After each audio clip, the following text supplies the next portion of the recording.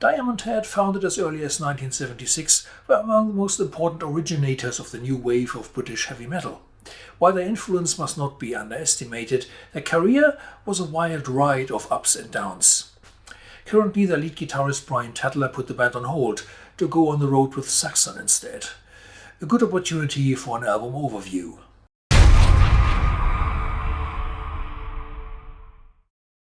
In the time when MTV offered you 99 alternative groovy metal bands, would you like one of your favorite classic metal bands to turn into alternative groovy metal band number 100? Neither did I. All Will Be Revealed was Diamond Head's first album without Sean Harris on vocals, who'd been the soul of the band on their early albums. Nick Tart was, sorry to say, not a fitting replacement, although his voice was quite similar actually. He was not helped by the contemporary grunge-influenced songs. Honestly, I hated that album when it came out, and I don't say that about a lot. Today I find it a bit more listenable, probably because I'm not constantly exposed to similar sounding bands anymore.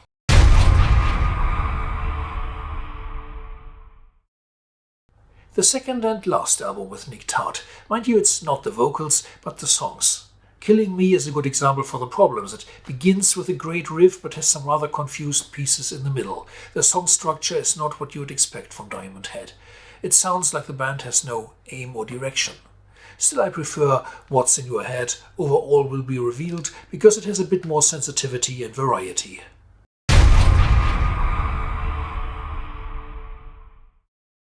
"10 years after Canterbury, Tadler and Harris got back together for a new studio album. They had tested the waters with a club tour and a huge festival show at Milton Keynes, later pressed as a live album. Death and Progress was an okay album. Some songs like Run and Truckin' are enjoyable, but the times had moved on and Diamond Head somehow couldn't deliver the punch that was necessary to make a strong comeback. I Can't Help Myself sounded more like Guns N' Roses than Diamond Head, and inviting guests like Tony Iommi and Dave Mustaine didn't help the apparent lack of inspiration that caused songs like Damnation Street a half-baked remake of I Don't Got. The band would split again afterwards.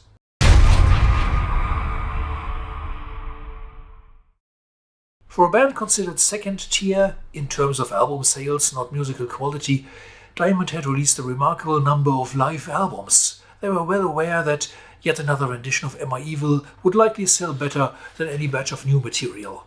However, performing the old songs live with their new singer gave them a noticeably different feel 4 decades after the originals. In that light, re-recording their debut album as a studio update actually made sense. Fan reactions have been sharply divided. Some hated it, others loved it. You could argue that the new recordings sound too polished and digital, missing the raw garage spirit of the early days. Still, the sheer power of the songs remains undeniable, and Rasmus delivers an outstanding vocal performance. Something that comes as no surprise if you've already seen him on stage with the band.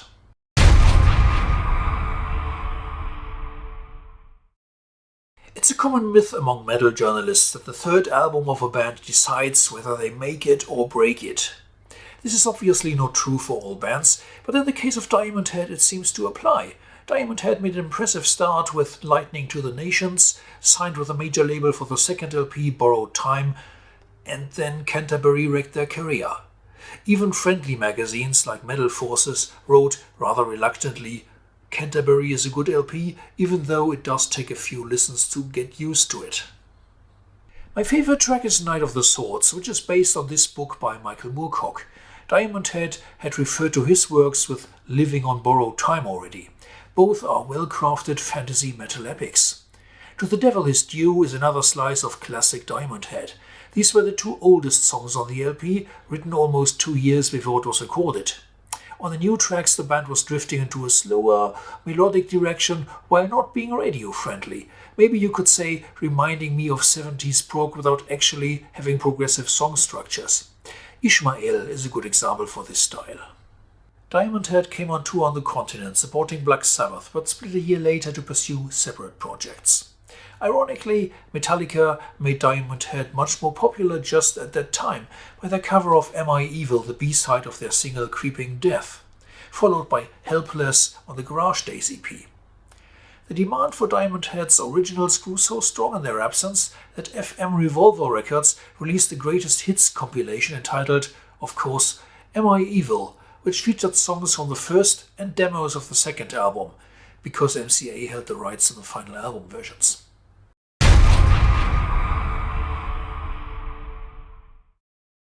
An album simply entitled Diamond Head, it couldn't even afford an interesting title. When the news came in almost a decade after What's in Your Head, Diamond Head would give it another shot with yet another singer, this time a Danish bloke named Rasmus, I couldn't care less. Probably a year passed after the release until I finally gave it a listen. Holy crap. And now, maximum energy. There was energy, ideas, tension. It was awesome and arguably the best release since the old days. The album was by no means just imitating the familiar style, as See You Rise with its crazy breaks, the dark Our Time Is Now, or the epic All the Reasons You Live can prove.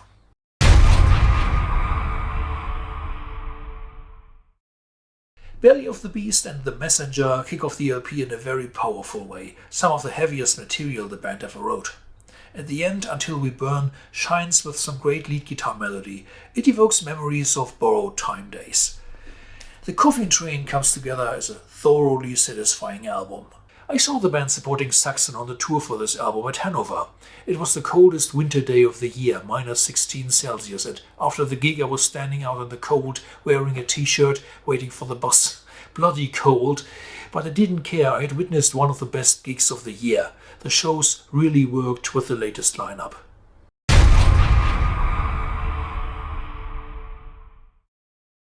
Kerrang! Magazine praised Borrowed Time as follows.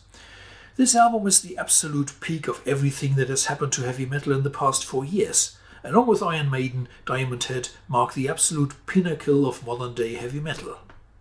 Diamond Head had been signed by major label MCA, finally a proper record company, and they had more than enough songs for a new album. The Diamond Lights EP had included some non-album tracks, and the heavy Dead Reckoning was a song they demoed but didn't use for Borrowed Time. Instead, they re-recorded 2 songs from the debut, and for new material they chose softer tunes like Call Me and In the Heat of the Night, which were considered more commercial. Borrowed Time may have become a little too polished, which is why I hesitated to put it on number 1 here. Nevertheless, a must-have in any new wave of British heavy metal collection.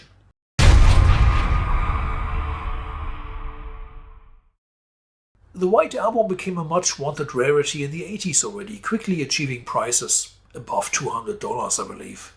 After the band's self-released pressing with white sleeve from 1980, Wolf Records made this reprint with new artwork in 1981. I was lucky to get my hands on this, because after that the LP was out of print for 12 years.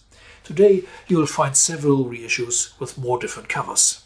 In any of its pressings, Lightning to the Nation strikes you like a sledgehammer. Am I Evil may be most remembered, but every song is a classic on here. The Prince, It's Electric, Helpless, you name it.